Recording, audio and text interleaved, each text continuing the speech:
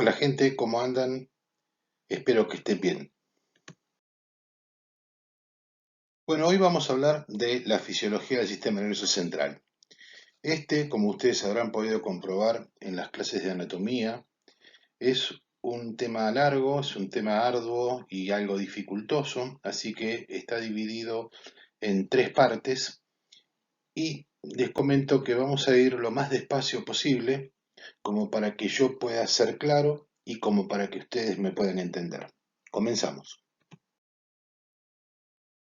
Bueno, sabemos que el sistema nervioso central, como dijimos, es un sistema muy complejo.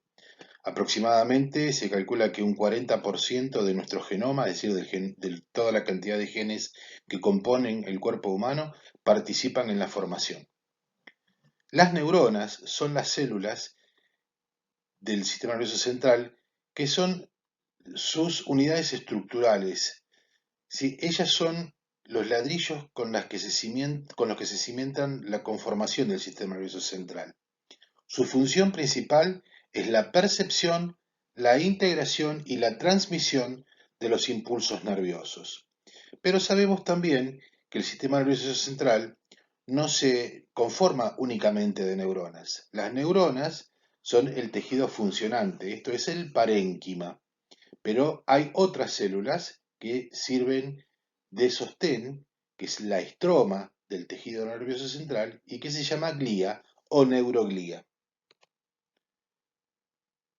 Obviamente las neuronas también, ¿sí?, son las encargadas de integrar la información que percibimos, tanto del ambiente externo como del ambiente interno, y así poder lograr una respuesta para tener una acción conjunta. Este sistema es una estructura que únicamente la encontramos en individuos del reino animal, y en las especies superiores está constituido por el encéfalo y por la médula espinal. Como ya habíamos visto en la parte de anatomía, tanto el encéfalo como la médula espinal está protegido por tres membranas, que se denominan meninges y que desde lo más superficial a lo más profundo son la dura madre, la aracnoides y la pía madre. Por otro lado, también sabemos que tanto el encéfalo como la médula espinal tienen una protección ósea, porque es un tejido muy lábil, es muy fácil de dañar, y esta protección ósea está dada en el encéfalo por el cráneo y en la médula por la columna vertebral. Si repasamos un poquito las estructuras anatómicas que conforman al sistema nervioso central, ¿sí?, recuerden, el encéfalo, ¿sí?, está conformado por los hemisferios cerebrales, también llamado telencéfalo, por el diencéfalo, que son los núcleos de la base, el tronco cerebral, conformado a su vez por el mesencéfalo, la protuberancia o puente de Barolio y el bulbo raquídeo, el cerebelo, alojado en la fosa posterior del cráneo, y la médula espinal. Si observamos en este esquema, vemos los hemisferios cerebrales, el cuerpo calloso, el ventrículo lateral, los tálamos, parte del diencéfalo de los núcleos de la base, ¿sí? Aquí está el tallo o tronco cerebral, conformado por el mesencéfalo, la protuberancia y el bulbo, el cerebelo y, a continuación del bulbo, la médula espinal. El cerebro controla y también regula tanto las acciones como las reacciones del cuerpo, ¿sí? Está recibiendo continuamente información, tanto sensorial, es decir, a través de los órganos de los sentidos, como sensitiva. Analiza los datos que recibe, los memoriza y luego responde, ¿sí?, controlando las acciones y las funciones corporales, tanto de nuestros músculos, por ejemplo, como de nuestros órganos internos. Del encéfalo, la corteza cerebral constituye la mayor parte. Si viésemos un corte coronal, a nivel aproximado de la mitad del encéfalo, los cortes de Charcot que se conocen habitualmente, sí veríamos los hemisferios cerebrales a esta altura prácticamente entre el lóbulo frontal y el lóbulo parietal, y este ramillete de sustancia blanca, grueso, que une ambos hemisferios y que es el cuerpo calloso.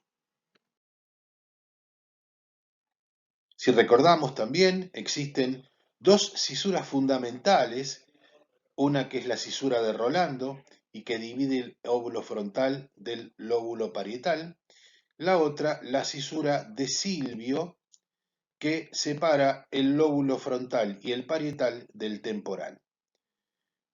Los otros dos lóbulos son el lóbulo occipital y, como recuerdan, un quinto lóbulo que no se ve desde la superficie y que tenemos que conducirnos a través de la cisura de Silvio en su profundidad entre el lóbulo frontal y el temporal para dar cuenta del lóbulo de la ínsula.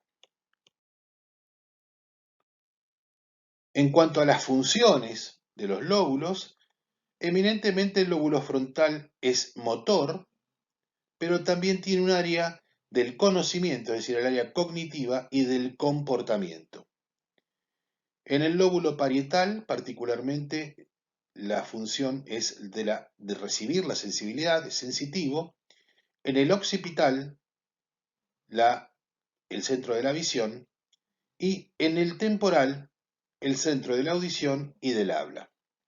Si nos vamos un poquitito más profundamente a las funciones de los lóbulos, ¿sí? Como veíamos, ¿sí? En el lóbulo frontal, la corteza primaria, que es la corteza motora, el área premotora, por delante de la misma, y la prolongación más anterior del lóbulo frontal, que se denomina área prefrontal, es el área del comportamiento. En el lóbulo parietal vamos a ver el área sobre todo somatosensorial, es decir, donde recibimos las sensaciones transmitidas por los órganos de los sentidos y por los órganos sensitivos. También tenemos en la profundidad del lóbulo, del lóbulo parietal, casi en su unión con la cisura de Silvio, el centro del gusto. Y un área, ¿sí? Que es el área del habla, que se llama área de Wernicke, y que es el sector cognitivo, es decir, el del conocimiento, el de la comprensión del lenguaje. Con este área es que nosotros comprendemos qué es lo que nos dicen. Contrariamente a un área que se encuentra también en la proximidad de la cisura de Silvio, pero en el lóbulo frontal, que es el área de Broca, que es el área motriz del lenguaje, vale decir que es el área de la mecánica del habla. Como dijimos en el lóbulo occipital, el área visual, y en el lóbulo temporal, ¿sí? La corteza auditiva, es decir, el centro de la audición, con el área asociativa de la audición. Si uno quisiera tener una representación de la superficie que abarca en la corteza cerebral nuestros diferentes segmentos corporales, veríamos que se conformaría una figura un tanto extraña. Esta figura tiene un nombre propio, se denomina homúnculo de Penfield, y se lo denomina homúnculo porque no es un hombre claramente, ¿no? Un ser humano claramente como debería de ser, sino que tiene una deformación de sus rasgos. ¿Y esto qué se debe? Se debe a que las áreas que necesitan mayor motricidad o mayor sensibilidad representan un área más grande de la corteza, pese a que su tamaño en la naturaleza sea inferior.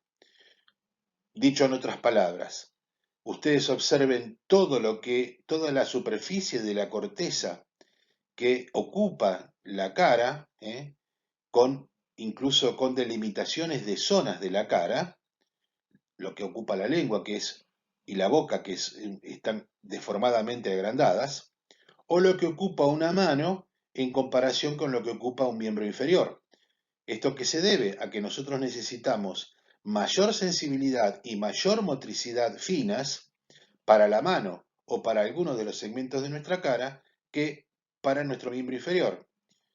Excepciones hechas, qué sé yo, para Maradona o para Messi, pero ustedes observen que uno realiza movimientos más finos con la mano o con el rostro, en tanto que en el miembro inferior se realizan movimientos que requieren de más fuerza, no de mayor motricidad fina. Bien, cada hemisferio cerebral interactúa con una mitad del cuerpo. No está muy claro por qué, cuál es la razón que un hemisferio interactúa con la mitad opuesta del cuerpo. ¿Qué quiere decir esto? Que el hemisferio derecho va a interactuar con el hemicuerpo izquierdo y el hemisferio izquierdo con el hemicuerpo derecho. ¿Por qué sucede esto? Porque todas las conexiones motoras que bajan desde la corteza pasan a través del mesencéfalo y la protuberancia, es decir, la parte superior y media del tronco encefálico. Al llegar al bulbo se cruzan, es decir, las que venían de la derecha se cruzan a la izquierda y las que venían de la izquierda se cruzan a la derecha. Este nombre de este cruzamiento que existe en el bulbo raquídeo se llama decusación piramidal. Por otro lado, las fibras que ascienden por la médula espinal, vale decir, las que ingresan a los cordones posteriores siendo sensitivas, suben uno o dos o tres niveles y se cruzan. Es decir, que la decusación sensitiva se decusa en la médula. Las fibras motoras se decusan en el bulbo. Recordar que los dos hemisferios están interconectados por un grueso ramo de fibras blancas que es el cuerpo calloso. Este cuerpo calloso interconecta puntos recíprocos entre las cortezas de ambos hemisferios o a veces también puntos similares, ¿sí?, entre las cortezas de un mismo hemisferio.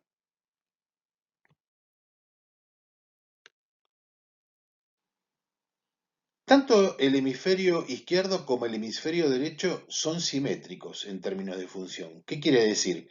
Que ambos lóbulos frontales, el derecho y el izquierdo, son motores, que ambos lóbulos parietales son sensitivos, etc. Pero por lo general, ¿sí?, existe una dominancia de un hemisferio. Y habitualmente el hemisferio dominante es el hemisferio izquierdo porque existen más personas diestras que zurdas. Y por sobre todas las cosas, ¿sí?, en el hemisferio izquierdo, ¿sí?, existe la dominancia para el lenguaje. Entonces podemos ver, ¿sí?, cómo en la corteza motora va a estar el centro del habla en el hemisferio izquierdo, por sobre todas las cosas, la escritura para la mano derecha, la audición del oído derecho, el centro de interpretación general, lenguaje, cálculos, etc. Y la corteza visual, perdón, que no es tan simple como decir que es nada más que la del ojo derecho. ¿Sí? La corteza, perdón, las vías visuales tienen una cierta complicación que ya la vamos a ver más adelante cuando veamos órganos de los sentidos. En tanto que en el hemisferio derecho, en el lóbulo parietal, por ejemplo, vamos a analizar táctilmente lo del hemicuerpo izquierdo, ¿sí? Y la visualización espacial y el análisis se dan en el lóbulo parietal también. Un poquito más, un poquito más claro, ¿sí? Hemisferio izquierdo, ¿sí?, control del hemicuerpo derecho, control del lenguaje hablado, ¿sí?, es decir, el centro del lenguaje particularmente domina en el hemisferio izquierdo. También la capacidad para los números, es decir, las habilidades matemáticas que se denomina calculia, todo lo que sea habilidades para el lenguaje escrito y para la lectura, y el centro del razonamiento.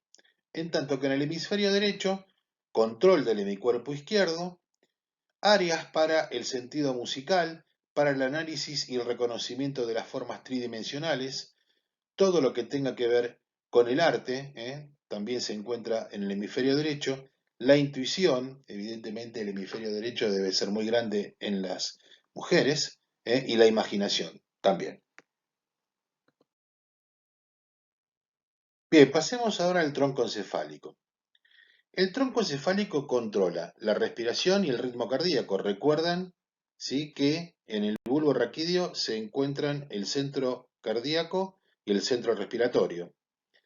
Pero también regulan el ciclo vigilia-sueño, porque allí se encuentra, ya lo veremos, el sistema activador reticular ascendente, o SARA, que es el que controla cuando uno duerme y cuando uno se despierta.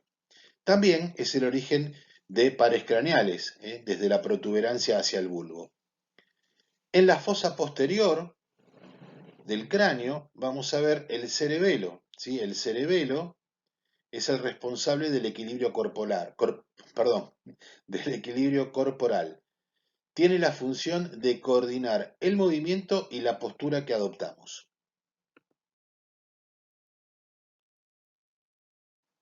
Y los ventrículos, ¿sí?, recuerdan esas cavidades labradas en el espesor del tejido cerebral, como el conducto ependimario, es decir, el conducto central de la médula, están llenos del líquido cefalorraquídeo, ese líquido incoloro, cristal de roca, transparente, que se produce en los ventrículos, circula a través de ellos y recircula por el espacio subaracnoideo. ¿Cuáles son las funciones? Recuerdan que la primera función que se pensaba que tenía el líquido cefalorraquídeo era exclusivamente como un sistema amortiguador para disminuir los golpes, ¿sí?, o las sacudidas en el sistema nervioso. Hoy se sabe que es un medio de intercambio de algunas sustancias, algunos neurotransmisores. También se utiliza como parte de un sistema excretor, es decir, elimina los productos residuales. También para la homeostasis, el mantenimiento del equilibrio de los iones, y como un transporte de oxígeno y glucosa, tan importantes y tan imprescindibles para el funcionamiento del cerebro.